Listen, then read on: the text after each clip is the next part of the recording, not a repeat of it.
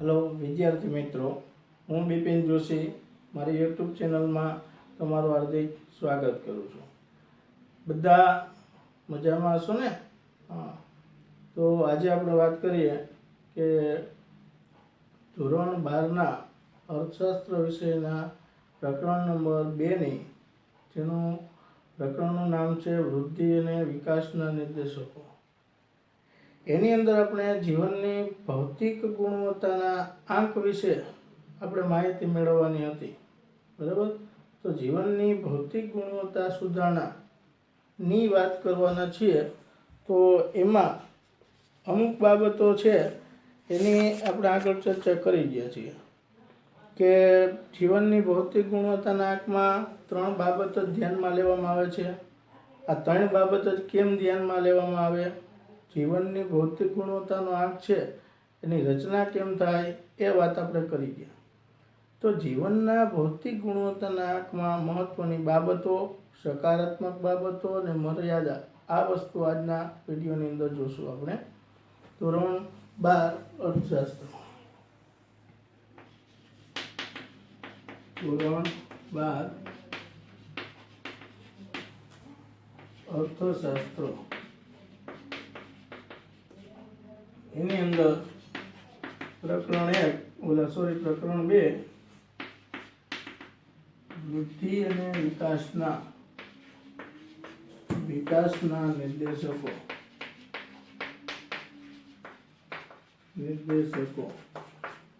એની અંદર આપણે વાત કરવાના છીએ જીવનની ભૌતિક ગુણવત્તાના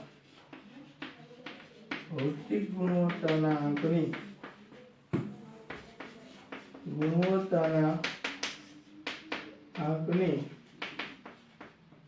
મહત્વની બાબતો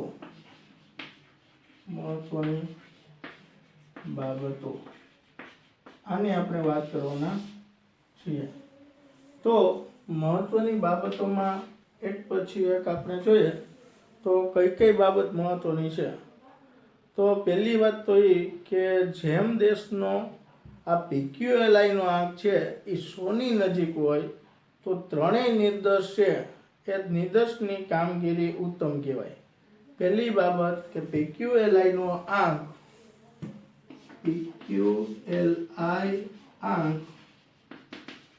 કેવો હોય? 100 ની નજીક હોય. 100 ની નજીક હોય તો ત્રણેય નિર્દેશની કામગીરી ઉત્તમ ગણાય.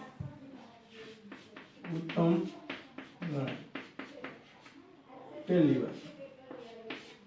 બીજી વાત, જો 0 ની નજીક હોય તો આ કામગીરી કનિષ્ઠ અથવા ઉતરતી કક્ષાની. PQLI આંક 0 ની નજીક હોય તો ત્રણેય નિર્દેશની કામગીરી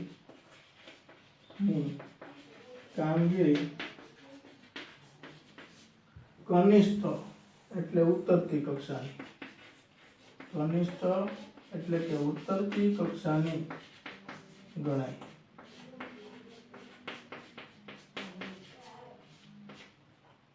પછી ત્રીજી બાબત, તો આંક હોય કેટલો? તો કે PQLI આંક છે એ 0 અને 100 ની વચ્ચે હોઈ શકે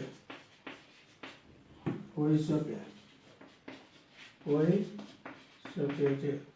આ આંક છે એ 0 અને 100 ની વચ્ચે હોય છે. પછી વાત કરીએ તો PQLI આંક છે એ એક જ દેશના 2 રાજ્યોની વચ્ચે તુલના કરી શકાય. આ PQLI આંકથી એક જ દેશના 2 રાજ્યો વચ્ચે કે દેશો વચ્ચે તુલના થઈ શકે છે.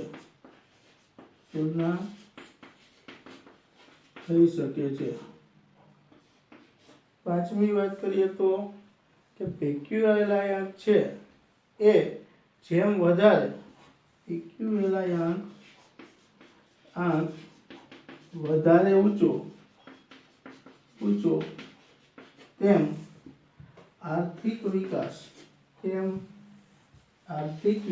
દર ઊંચો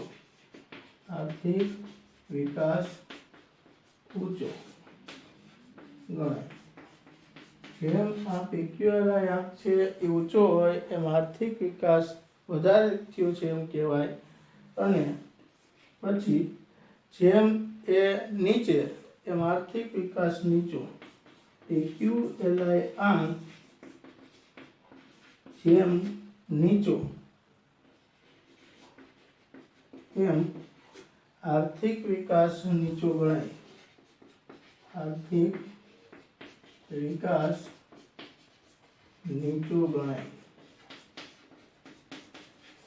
બરોબર.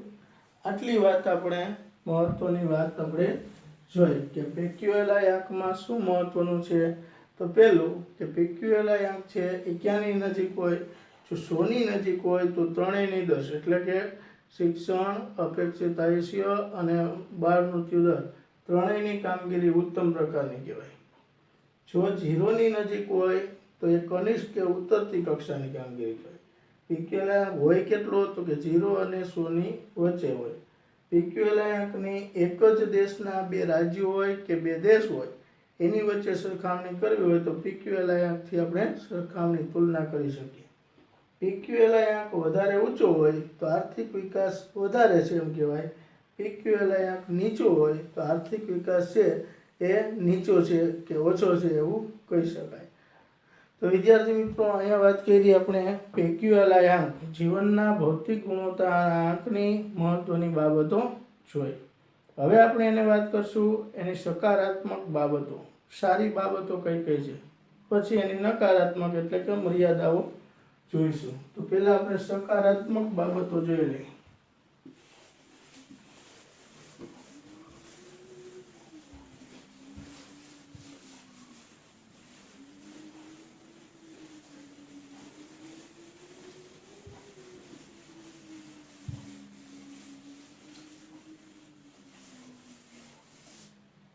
જીવનના ભૌતિક ગુણવત્તાના આંકની સકારાત્મક બાબતો.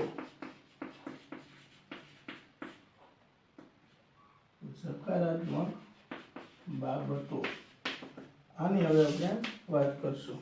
કઈ સકારાત્મક બાબત છે. તો પહેલી કે માનવ જીવનના ધોરણને સ્પર્શતા શિક્ષણ ને આરોગ્ય જેવી બાબતોનો સમાવેશ કરે છે. માનવ જીવનને જે અગત્યની સ્પર્શતી બાબત હોય ને, માનવ જીવનને સ્પર્શતા સૌથી નજીકની બાબત તો શિક્ષણ આરોગ્યને મહત્વ આપે છે. આરોગ્યના મહત્વને ધ્યાનમાં લે છે. એટલે પહેલા તો આ એક સકારાત્મક બાબત છે. બીજું, આ રાષ્ટ્રીય આવકને માથાદીઠ આવક કરતા ઓછી મર્યાદા વાળું છે. આ છે એ કેવું છે કે રાષ્ટ્રીય આવક અને માથાદીઠ આવકના નિર્દેશક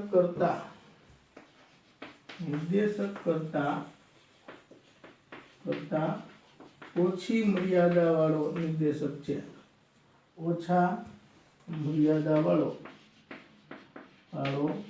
નિર્દેશક છે.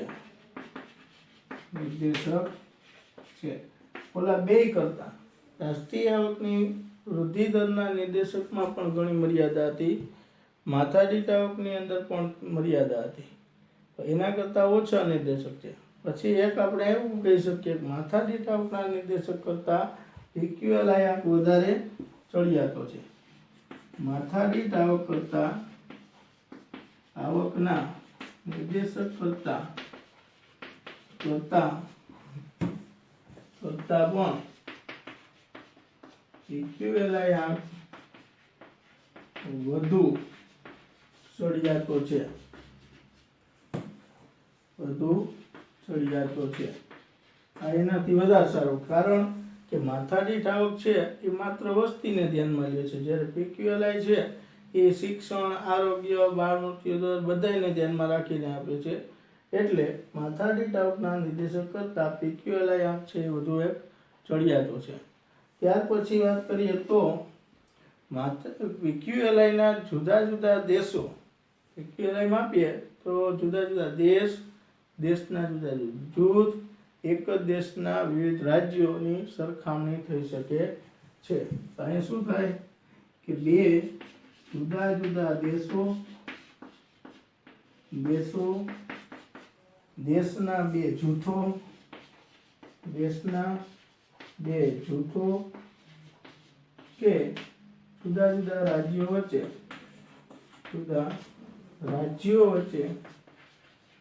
વચ્ચે તુલના થઈ શકે છે. બરાબર, તો તુલના થઈ શકે છે. અને છેલ્લે શહેરી અને ગ્રામીણ અને સ્ત્રી પુરુષના પણ PQLI બનાવીને તુલના થઈ શકે. શહેરી અને ગ્રામીણ તેમજ સ્ત્રીઓ અને પુરુષોના પણ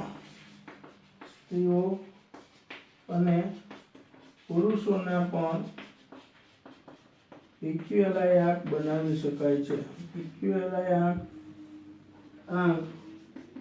બનાવી તેમની પણ તુલના કરી શકાય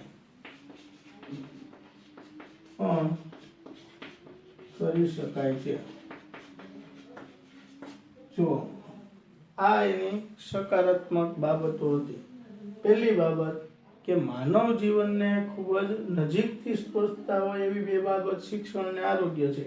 એ બેયને મહત્વ જીવનના ભૌતિક ગુણવત્તાના આંકની અંદર રહેલું છે.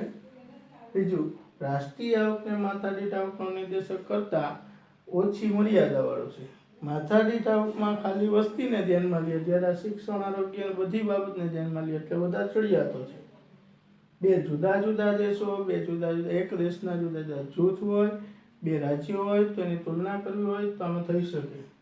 શહેર ને ગામ અને સ્ત્રીઓ અને પુરુષો બધાનો PQLI આંક શોધી અને એની પણ સરખામણી કરી શકીએ છીએ. તો આ આપણે 4-5 બાબતો છે એ આપણે છે ને તો કે એની સકારાત્મક બાબતો જોઈ. હવે વાત કરશું વિદ્યાર્થી મિત્રો એની મર્યાદાની. જેમ એક સિક્કાની બે બાજુ હોય એમ સારું પાસું ને ખરાબ પાસું બે હોય છે, એમ આની પણ ક્યાંક ક્યાંક મર્યાદાઓ જોવા મળી છે. હવે આપણે વાત કરશું એની મર્યાદાઓની. તો હવે વાત કરશું આપણે PQLI આંકની મર્યાદાઓ.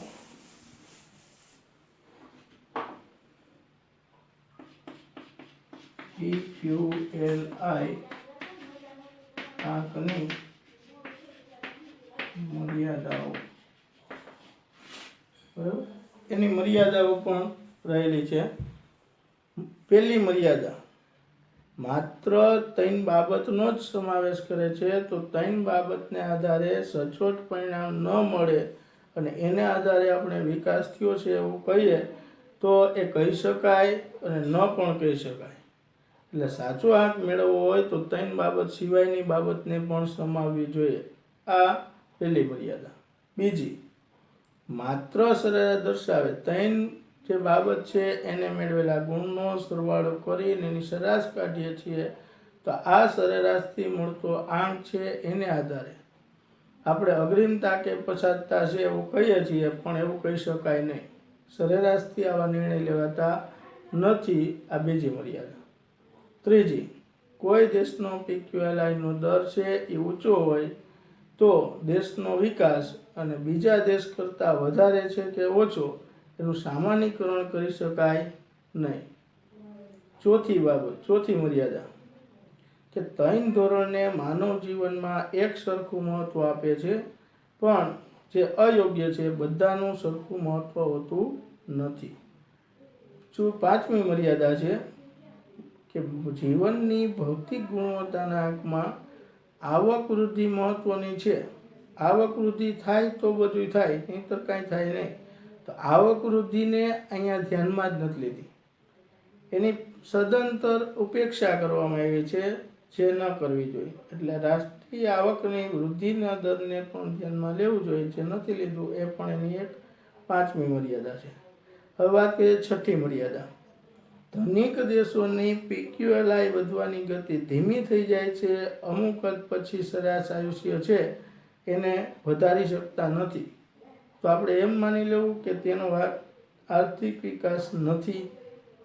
તો કહેવાનો અર્થ એ છે કે અમુક સરેરાશ આયુષ્ય સુધી પહોંચ્યા પછી એને વધારી શકાતું નથી. પણ અહીંયા આપણે એને ધ્યાનમાં લઈએ, એના ગુણને ધ્યાનમાં લઈએ છીએ, તો એ પણ એક મર્યાદા બને છે. તો આ આપણે 6 મર્યાદાઓ જોઈ. ત્યાર પછી આજની સ્થિતિ વિશે જોઈએ. આજની સ્થિતિની વાત કરીએ. બરોબર, આજે કેવી સ્થિતિ છે? બરાબર, 2003 પછીની વાત કરીએ તો વિશ્વમાં 2003 પછી PQLIની 3 બાબતને આધારે બનતા આંકને બદલે એમાં માનવ જીવનને સ્પર્શતી બીજી 3 બાબતોનો સમાવેશ કરી અને જીવનની ગુણવત્તાનો આંક, અત્યારે વિશ્વની અંદર જીવનની ગુણવત્તાનો આંક છે, જીવનની ગુણવત્તાનો આંક, બરોબર, જીવનની ગુણવત્તાના આંકની અત્યારે રચના કરવામાં આવી છે, જેને QLI થી ઓળખાય છે.